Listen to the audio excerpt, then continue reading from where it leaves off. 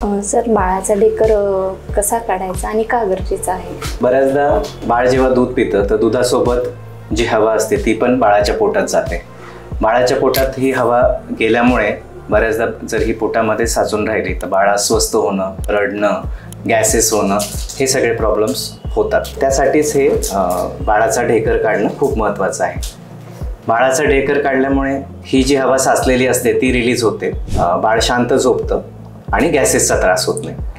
तर हे बाळाला जेव्हा दूध पिऊन होतं बाळाला खांद्यावर घ्यायचं, व्यवस्थित थापटायचं 10 ते 15 मिनटं आणि हा ढेकर किंवा जी हवा आहे ती रिलीज होऊ द्यायची. बऱ्याचदा बाळांना एकदम हा ढेकर निघत नाही तर काही वेळ तुम्ही वाट बघू शकता, त्यानंतर तो ढेकर आपोआप निघेलच.